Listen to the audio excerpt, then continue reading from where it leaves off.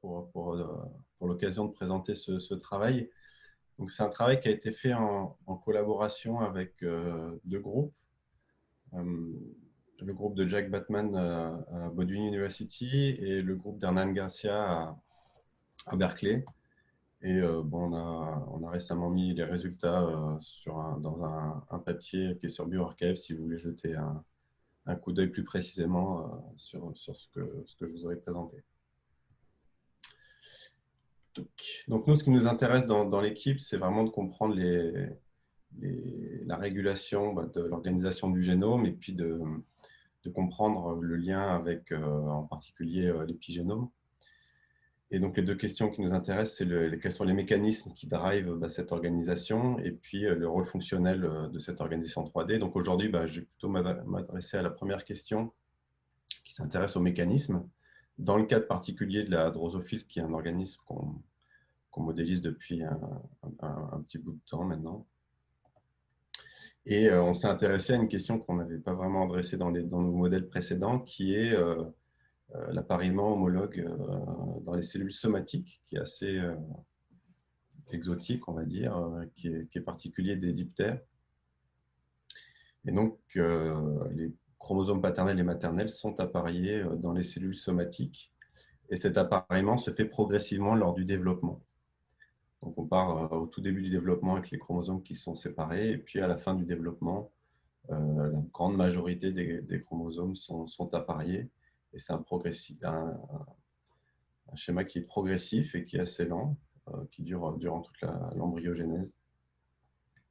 Donc là, c'est des exemples, par exemple, d'imagerie en chromosome painting. Donc, chaque couleur, c'est un bras de chromosome. Donc, vous voyez que dans des cellules, on voit qu'un seul domaine, on voit deux domaines, un pour chaque bras. Donc, ça veut dire chaque bras est bien appareillé. Et puis, il y a des cellules où on a les deux domaines séparés. Ça veut dire qu'en fait, il n'y a pas eu encore d'appariement. Et donc, tous ces phénomènes sont assez stochastiques. Et il y a une très grande variabilité intracellulaire. Donc, les questions qui nous intéressent, c'est de comprendre un peu les mécanismes qui drive cette homologie. Les mécanismes ne sont pas très connus. Le processus est décrit depuis très longtemps. Je crois qu'il est connu depuis une centaine d'années. Et avec les méthodes modernes de microscopie et puis de biologie moléculaire, on a un peu plus bien sûr de détails sur comment se passe cette homologie et cet appariement. Mais les mécanismes en tant que tels sont quand même pas très bien connus. La fonction également de cet appariement n'est pas très claire, même s'il y a des exemples de transvection entre les allèles paternels et maternels, mais il y a encore très peu de fonctions qui sont liées à cet appariement somatique.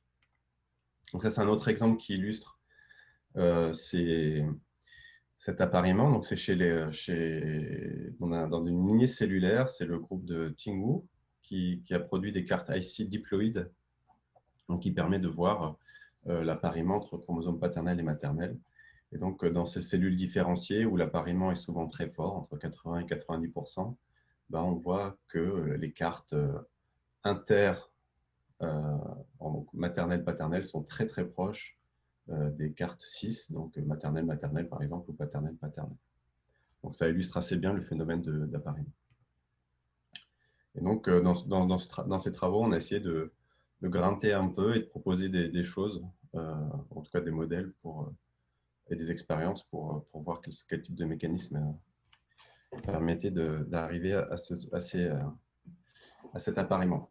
Donc, avant de vous décrire un peu le détail, je vais revenir très rapidement sur les différents travaux qu'on avait faits pour essayer de comprendre l'organisation globale des chromosomes chez la drosophile. Donc, chez la drosophile, il y a une très forte association entre l'organisation tridimensionnelle, les TAD et les compartiments, avec également les domaines chromatiniens 1D, donc le long de la séquence, avec une très forte corrélation. Donc, chaque TAD correspond bien souvent à un domaine chromatinien, et puis les interactions entre TAD à longue portée sont souvent entre TAD de même état chromatinien. Donc, il y a cette association qui est assez forte. Et donc ça nous avait motivé il y a quelques temps maintenant à développer un modèle qui en prend en compte cette hypothèse. Donc, en partant d'un input qui est seulement les données indées des domaines chromatiniens le long de la chromatine, et en mettant une règle très simple qui est que deux régions qui ont le même état chromatinien peuvent interagir à courte portée entre elles, de manière attractive.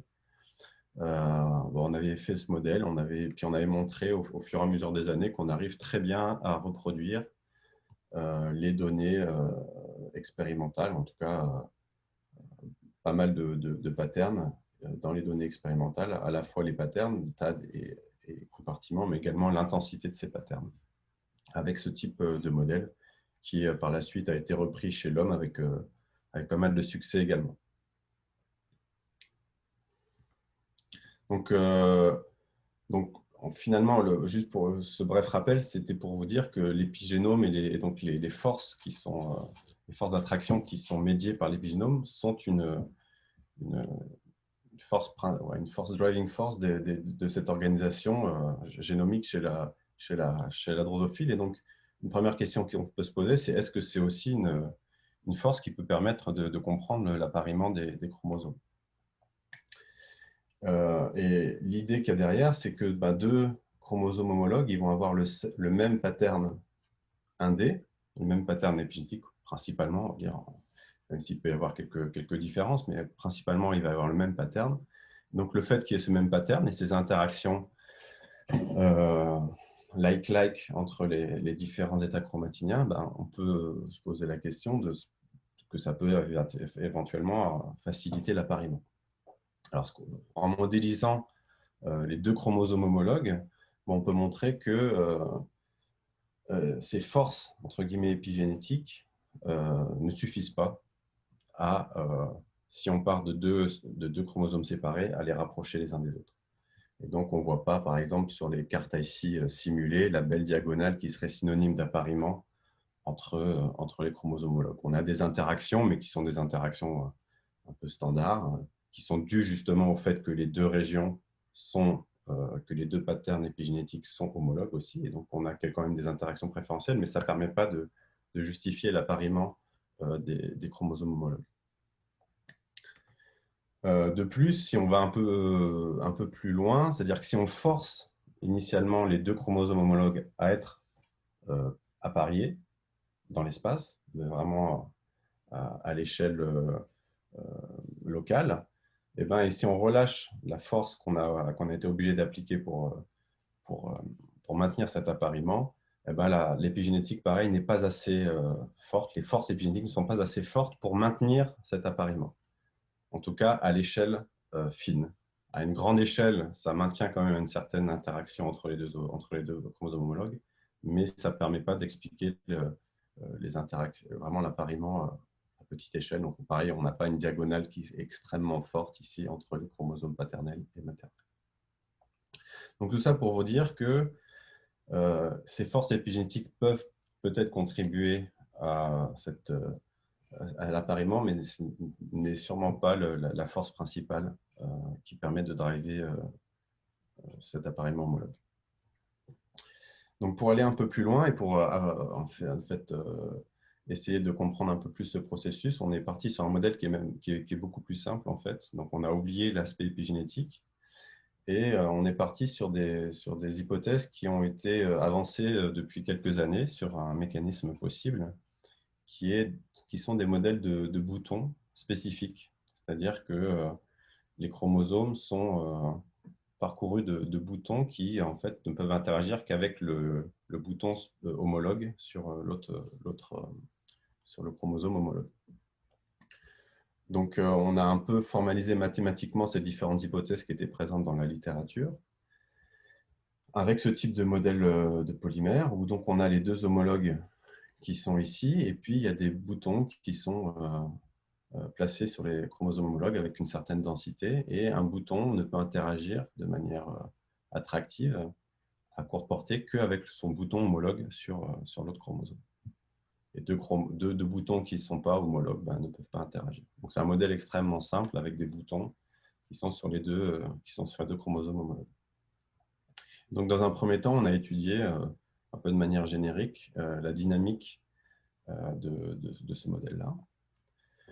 Donc, dans un premier temps, on s'est aperçu bien, un peu de manière évidente que ce type de modèle permet en effet d'arriver à un appariement homologue. Et ce qui est intéressant, c'est qu'il y a finalement deux étapes dans cet appariement. Tout d'abord, un aspect diffusif, c'est-à-dire que si on part avec les deux chromosomes qui sont séparés, eh ben, il faut un certain temps de diffusion pour que les deux chromosomes se trouvent et que pour les boutons homologues se trouvent. Et une fois que les boutons homologues se sont trouvés, on a une mécanique de type zipper, donc de type fermeture éclair, si on veut, où ben, si on a deux premiers boutons qui sont appariés, ben, ça va favoriser l'appariement des boutons qui sont proches. Et puis, comme ça, de proche en proche, ça va favoriser l'appariement du chromosome en entier. Donc, ici, c'est par exemple un exemple de cette dynamique de fermeture éclair, avec ici le temps, ici la position, donc c'est la distance entre les boutons homologues le long des chromosomes. Et donc, sur ce chymographe, on voit apparaître des flammes comme ça, des triangles, qui sont justement la signature de ce mécanisme de fermeture éclair. Et donc, avec ce type de mécanisme, on passe de chromosomes qui sont séparés à des chromosomes qui sont appariés donc à l'échelle des locus.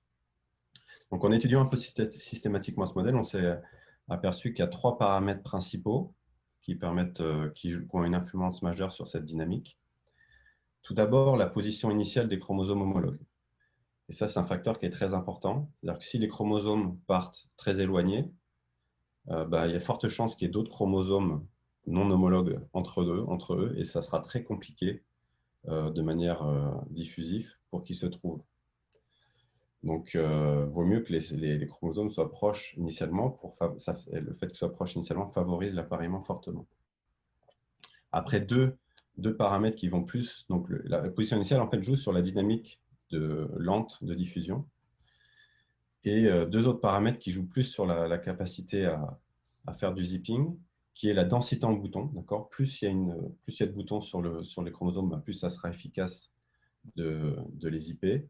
Et plus l'interaction entre les boutons est importante, plus pareil, ça sera facile pour zipper les chromosomes. Donc ça, c'est une illustration, par exemple, de ces trois paramètres. Donc, ici, c'est la probabilité d'appariement en fonction du temps, la probabilité moyenne d'appariement en fonction du temps, en fonction de différents paramètres. Donc, si je peux revenir ici, donc si les chromosomes sont loin, initialement, la dynamique va être très lente et il va y avoir très peu d'appariement. Par contre, si initialement les deux chromosomes sont les uns à côté des autres, on va avoir une dynamique d'appariement très rapide et très efficace. Donc, pour essayer d'un peu de tester ces différentes hypothèses de dynamique lente à grande échelle et puis après de zipping qui est assez rapide, j'ai interagi avec le groupe d'Hernan Garcia et de Jack Baudouin qui ont développé un mécanisme en microscopie qui permet de suivre dans des cellules vivantes, donc en live, la distance entre deux sites homologues. Donc, c'est basé sur la technologie MS2-PP7, donc qui permet de visualiser des ARN naissants. Et donc, en taguant une allèle maternelle avec MS2 et puis l'allèle paternelle avec PP7, on arrive à suivre, durant l'homorhiogénèse, la distance relative entre les sites. Donc, typiquement, les trajectoires qui ont été monitorées, on a des trajectoires où on voit qu'il n'y a pas d'appariement. Voilà, donc c'est typiquement durant la mesure. Et puis, on a des trajectoires où on passe d'une situation où les deux locus n'étaient pas appariés à un appariement. Et ce qui est intéressant, c'est qu'on voit que l'appariement est relativement stable. C'est qu'une fois que l'appariement est fait, il reste stable. Et la distance typique entre les sites est de l'ordre de la résolution, de l'ordre de 400-500 nanomètres, qui est la résolution optique de notre système. Donc, avec ces différentes mesures, on a pu effectuer différentes quantifications. Donc, la première, c'est de regarder en moyenne, au cours du développement, quel était l'appariement, la fraction d'appariement donc le nombre de paires, le nombre de sites qui étaient appariés. Et donc là, on voit une progression assez lente de cette dynamique globale d'appariement. C'est-à-dire qu'en moyenne, la dynamique durant l'embryogenèse d'appariement est très lente et on va passer de quelques pourcentages d'appariement à 30% d'appariement lors des 2 premières heures de l'embryogenèse. Et ça, c'est des résultats pour 2 sites différents qu'ils ont regardés avec ce système MS2PP7. On voit que la dynamique est relativement semblable pour ces 2 sites. Donc, qualitativement, ça c'est cohérent avec cette dynamique lente d'appariement qui est due au fait qu'il y a une certaine hétérogénéité sur les distances initiales entre chromosomes homologues. Donc ça, pour le quantifier et pour un peu matcher les prédictions du modèle avec les expériences, on a fité les paramètres du modèle. Et les 2 paramètres du modèle qu'on peut fitter, c'est la densité en boutons et l'énergie d'interaction entre ces boutons. Donc, on se rend compte qu'il y a plusieurs solutions possibles. Il n'y en a pas une qui est meilleure que les autres et que pour une densité de boutons donnée, il va y avoir une énergie d'interaction qui va être favorable. Donc, on a toute une continuité en fait, de solutions possibles qui permettent de comprendre cet appariement. Maintenant, pour essayer de tester l'aspect rapide de la dernière étape, qui est le zipping, alors, on ne peut pas vraiment tester le zipping parce qu'on n'a pas plusieurs sondes qui sont proches l'une de l'autre pour pouvoir tester vraiment le zipping. Mais en tout cas, ce qu'on peut regarder, c'est la dynamique d'appariement au moment de l'appariement des deux sondes. Donc ça a été possible parce qu'on a quelques traces expérimentales où on voit en live l'appariement se dérouler. Donc, à partir de ces vingtaines de traces, ce n'est pas énorme parce que c'est des événements assez rares à visualiser. On a pu déterminer une espèce de trajectoire moyenne autour de l'événement d'appariement qui est ici au temps égal à 0. Et donc, on voit que l'appariement se fait en une vingtaine de minutes. Une fois que, on va dire, la diffusion et que la rencontre a été faite, l'appariement se fait en une vingtaine de minutes. Et après, reste stable toute la durée de l'expérience. Daniel, il te reste 3 minutes. OK, ça va le faire. Et donc, ça c'est pareil, c'est qualitativement en accord avec cet aspect de zipping où le zipping prédit que ça se passe assez vite. Une fois que, en amont de l'événement d'appariement, cet appariement s'est passé assez vite. Et donc, ce qu'on a fait, c'est pareil, on a pris les meilleures prédictions qu'on avait sur la dynamique globale lente durant l'embryogenèse, qui étaient les paramètres ici, les paramètres en noir sur cette ligne-là. Et donc, je vais juste vous discuter et on a fait du coup des prédictions sur cette dynamique d'appariement pour les paramètres. Et en fait, là aussi, ça ne nous a pas permis de lever la dégénérescence, en fait. C'est-à-dire que tous les paramètres qui étaient valides pour la dynamique globale lente lors de l'embryogenèse, ils nous donnent de très bonnes prédictions sur la dynamique rapide autour de l'événement d'appariement. Donc, c'est le panel E ici. Donc, on voit que tous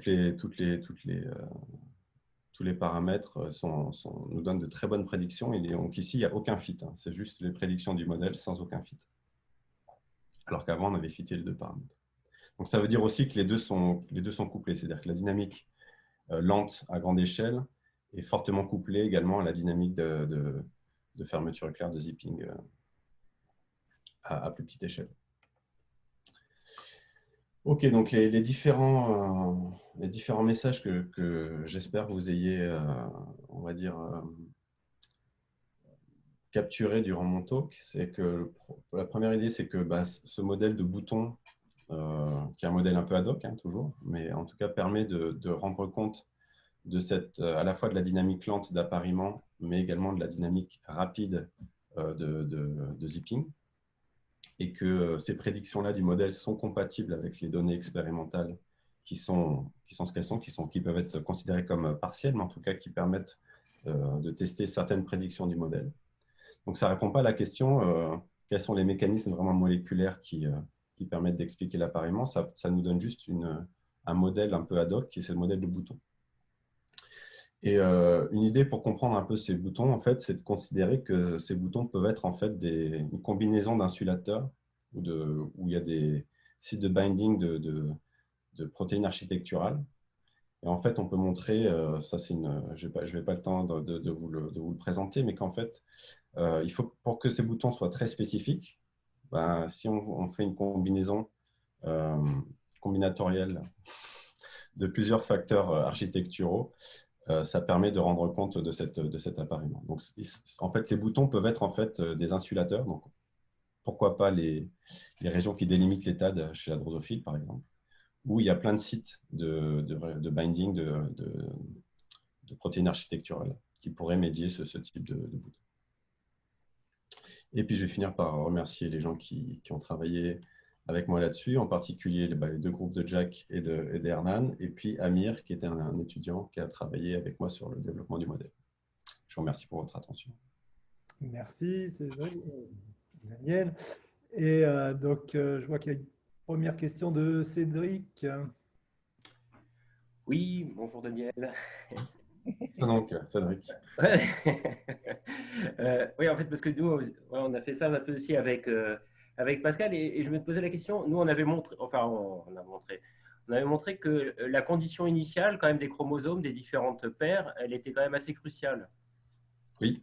Et du coup, et donc moi, s'ils n'étaient pas à côté vraiment au départ, les deux, ça mettrait quand même un beau bout de temps quand même à se retrouver. Et avec l'idée qu'à chaque fois que tu répliquais, en fait, tu gardais, tu renforçais euh, la préservation de Oui, la. oui, alors, oui, c'est une bonne question. Alors, en fait, avec ce type de modèle, on peut, en effet, la configuration initiale est cruciale.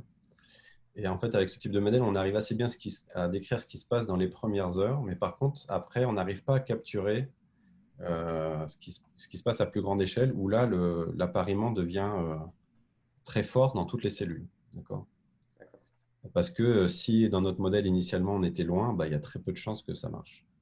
Et ça, en effet, on suspecte que c'est dû au phénomène de réplication et de division cellulaire, en fait, plutôt de division cellulaire, qui n'est pas pris en compte dans le modèle. Et on pense qu'à chaque division cellulaire, en effet, ça permet de renforcer les configurations, on va dire de favoriser l'appariement parce que les régions homologues vont tendance à être aussi plus proches spatialement à chaque division, etc. Et ça va renforcer cet effet de position initiale. J'ai une autre question, si je peux, rapide. Il y a aussi un phénomène intéressant, je crois, chez la drosose, c'est que ça commence vraiment à la transition zygotique, là. Et c'est un moment où le noyau, il est vachement allongé. Et donc, est-ce que tu ne penses pas que le fait que ça soit très allongé, parce que je crois que ça arrive chez la méiose, chez Pombé, où le truc s'allonge énormément, ça n'aiderait pas à l'alignement. Plus c'est aligné, plus c'est… Bah, je n'ai pas discuté, mais ce qu'on peut montrer aussi assez facilement, c'est qu'en effet, l'orientation, il n'y a pas que la distance, mais la distance a un rôle, mais il y a aussi l'orientation des chromosomes les uns par rapport aux autres. Et donc, en effet, ils sont parallèles le volume soit allongé, la configuration Rabel, où ils sont vraiment encore plus alignés et encore plus favorisés. Donc, j'imagine que ça doit favoriser encore plus l'appariement. Ouais, bien sûr. Ça, tu pourras le prendre dans ton modèle en compte. Oui, on peut le prendre. On l'a pas fait de manière quantitative. On a juste montré que, bien sûr, que l'orientation relative avait un rôle, mais l'aspect volumique du noyau, ça, on l'a pas regardé. Merci. Juste une remarque, là, ça veut dire que si tu prends une brosse de copolymère, là, comme tu as montré, ça devrait marcher assez bien. La configuration Rabel, ça veut dire qu'en gros, tu as une brosse avec tous les chromosomes accrochés. Oui, c'est ça, mais exactement. Mais il ne faut pas que des blocs copolymères, c'est ça qu'on montre en fait. Ce que j'ai expliqué au tout début, c'est que ça suffit. Alors, il y a une question générale dans le chat, après je prendrai les autres questions, de Vera Pancaldi qui dit: est-ce que les boutons ne sont pas liés aux régions ultra conservées? Peut-être, ce n'est pas forcément l'hypothèse qui est avancée, en tout cas chez la drosophile. La plupart des hypothèses, en tout cas récentes, c'est vraiment cette idée que c'est plutôt lié à des protéines architecturales et à des insulateurs, qui peut être lié à ces ultraconservogènes, mais ça, je ne sais pas, je ne peux pas en dire plus. Je demande parce qu'en fait, j'avais vu Tingwu présenter quelque chose de pareil où elle disait qu'il y avait quelque chose qui était très important pour la reconnaissance quand l'espèce ne peut pas faire des hybrides. Oui, mais Et alors ça, je crois que c'était pas chez la Drosois, en effet, c'était pas ça. Sachant qu'elle travaille sur l'appariement et sur ces ultra conserve regions, le fait qu'elle n'ait pas fait le lien elle-même, je ne sais pas à quel point c'est. Voilà. Alors, je me dis que si elle n'a pas fait le lien elle-même, c'est peut-être pas ça, alors qu'elle a travaillé sur les deux trucs. Mais c'est possible, ouais, je ne sais pas, j'ai aucune idée. Ouais. C'est une bonne parce que remarque. si tu veux des marques qui sont parées, qu'est-ce qui pourrait donner l'origine de cette spécificité ultra Alors, précise? ouais, ce que pareil, c'est rapidement en conclusion ce que j'ai dit. En fait, on peut avoir cette spécificité si on a une combinatoire de sites de liaison de facteurs de transcription architecturaux. Oui, mais ça, tu dois le maintenir quand tu fais dans l'évolution, dans la réplication, dans beaucoup de divisions cellulaires. Est-ce que ça ne serait pas lié à la ultra-conservation de la séquence? Peut-être, peut-être. Il y a aussi la séquence qui peut jouer un rôle, hein, ça c'est sûr. Il y a des hypothèses qui sont très intéressantes, qui montrent que des séquences homologues, l'ADN homologue peut également éventuellement s'apparier. Mais ça, je pense, c'est des hypothèses qui sont encore plus expérimentalement, qui sont encore moins, on va dire, vérifiées in vivo en tout cas. Ok, merci. Ok. Alors, il y a une question de Léopold. Je vois que tu es. Léopold, ok. Oui. Salut Daniel, merci. Est-ce que tu as essayé de faire varier la position de tes boutons pour voir qu'est-ce qui fitterait le mieux sur les données IC et essayer de se dire, est-ce qu'il n'y a pas justement un moyen, en fonction des positions de boutons que tu mets, prédire, se dire, d'accord, c'est ces boutons-là qui vont créer ma conservation et donc prédire le mieux mes données IC? Alors, on n'est pas, oui, on n'est pas allé jusque-là dans le sens où le modèle est resté ad hoc, quoi. Et on n'a pas regardé le positionnement vraiment des boutons.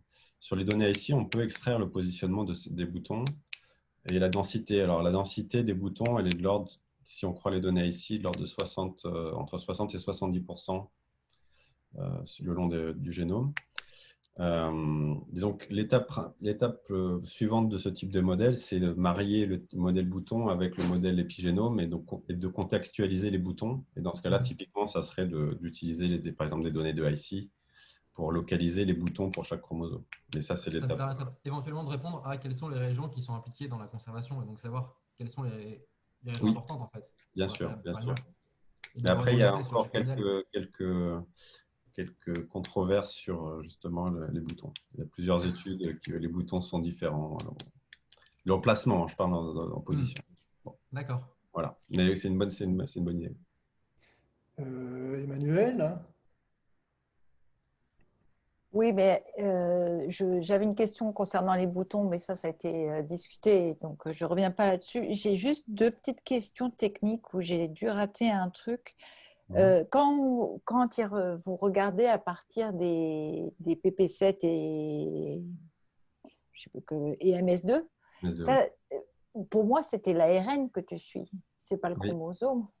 Alors, c'est l'ARN naissant. C'est l'ARN naissant. Donc, il reste associé au chromosome, c'est ça? Voilà, donc on a fait quelques contrôles pour montrer que ça restait proche de la région en question, de la région transcrite. Voilà. Mais c'est un peu l'hypothèse de ce système, c'est ce qu'on ne maîtrise pas, c'est si la formation de ces ARN naissants également peut perturber également l'appariement ou le favoriser. Ça, on ne peut pas trop le maîtriser. Par contre, ce qui est intéressant, c'est que nos données sont quantitativement aussi en raccord avec des données de fiches, donc sur des cellules fixées, mais en tout cas qui ont été mesurées également en fiches. Donc, c'est des bons ordres de grandeur. Donc, on a confiance sur le fait qu'il n'y ait pas trop de biais vis-à-vis de ça. Et l'autre truc, c'était, à un moment, tu as dit que vous avez forcé l'appariement. Je voulais savoir comment. Alors ça, c'est dans le modèle. C'est pas in vivo. Ouais, non, in vivo, on ne l'a pas forcé. Ah oui, c'est très bien, mais non, on n'a pas. Ah oui. J'étais très curieuse de savoir comment. Avec un modèle, c'est très facile. Oui, ça, je vois comment vous pouvez faire. D'accord, merci. Alors, il y a encore une question de Arash. Salut Daniel. C'est-à-dire, J'ai une question. C'est quand tu disais que pour les approches homologiques, tu regardais par rapport à l'orientation des chromosomes les uns par rapport aux autres. C'est une orientation par rapport à leur axe long ou axe court, si tu préfères. Est-ce que c'est une orientation de rotation ou est-ce que c'est si les chromosomes se mettent à tourner sur leur axe, est-ce que ça change quelque chose? non, c'est plutôt vis-à-vis de l'axe de rotation. On n'est pas à un niveau dans le modèle qui fait qu'on peut regarder vraiment la rotation suivant l'axe. Donc, c'est plutôt leur orientation respective. C'est-à-dire que des chromosomes, vu que en fait, c'est les boutons homologues qui vont interagir, bah, si je suis orienté comme ça, bah, ça ne va pas être possible, quoi. Donc, c'est préférentiel, mais ça a du sens. Hein. C'est beaucoup plus facile pour que les deux s'apparissent s'ils commencent initialement dans la même direction. Ce qui est le cas chez la drosophile, puisqu'on est une organisation Hubble. Je te pose la question parce que dans justement les travaux qui ont été faits sur l'interaction des séquences homologues, au final, ce qui était ressorti, c'est qu'il faut considérer les deux orientations. Il ne faut pas juste considérer l'orientation suivant une axe qui est l'axe psi. Il faut prendre aussi le θ. Et donc, du coup, tu te retrouvais dans une bicorrélation. Et c'est ça qui te permettait de médier de façon forte l'interaction attractive. Oui, c'est vrai. C'est vrai. Mais nous, on a des échelles beaucoup plus grandes, en fait, que ça. C'est-à-dire que, par exemple, une bille dans notre modèle, c'est 10 kb. Oui. Et la taille des boutons, c'est… Bon, la taille du bouton, on ne sait pas trop ce que c'est la taille du bouton, déjà, mais c'est sûrement beaucoup plus petit. C'est l'ordre peut-être du kb et encore, c'est sûrement plus petit. Et dans les travaux qui essayent de montrer que c'est l'ADN homologue, oui. C'est typiquement des travaux, pareil, qui jouent sur quelques centaines de paires de bases maximum, je pense. Donc, à petite échelle, c'est possible qu'il y ait des choses qui se passent, mais en tout cas, à grande échelle, à l'échelle du chromosome, il faut quand même que les deux soient alignés dans le bon sens. D'accord. Merci beaucoup. Et Cédric, tu veux faire une remarque très rapide? Ouais, très rapide, oui. Qu'il y a quand même beaucoup d'hétérochromatine. Et c'est quoi le statut d'hétérochromatine dans l'appariement, en fait? Ça s'apparie d'abord ou pas plus fortement ou moins fortement? Parce qu'il y a beaucoup de séquences répétées. Dans le modèle, j'en ai pas mis, mais dans notre modèle, on a l'hétérochromatine parce que c'est quelque chose qui influe sur l'organisation globale des chromosomes à grande échelle, donc on l'a mis. D'accord. Le modèle prédit qu'en effet, l'appariement commence dans l'hétérochromatine. Et tu mets des boutons aussi dans l'hétérochromatine? Oui, on a mis des boutons dans l'hétérochromatine. Ça ne pourrait pas être justement uniforme ou… Il n'y a pas de données, il y a très peu de données. Oui, pour ça. Il y a les données de CEDAT, mais qui montrent qu'il y a éventuellement un peu plus d'appariement dans l'hétérochromatine. En discutant avec Gary Karpen, il semble aussi aller dans cette direction, mais je crois qu'il n'y a pas de données vraiment quantitatives très claires qui suggèrent ça. Mais le modèle suggère que ça commence dans l'hétérochromatine. Est-ce que tu peux Et mettre le des fait points, que tu formes… Peut-être, ouais. Il y a des séquences satellites que tu peux marquer, et elles sont chromosomes spécifiques. Oui, mais après, est-ce que la technologie qu'on utilise peut être facilement implémentée là-dedans? Je crois que ce n'est pas possible, à mon avis. C'est compliqué. Déjà, je pense que là, c'est déjà expérimentalement, c'est assez intéressant qu'ils ont tagué les deux allèles différemment, etc. Je pense qu'il y a un peu de travail. Dans l'hétérochromatine. OK. Ok, merci. Je pense qu'on peut applaudir tous les orateurs de la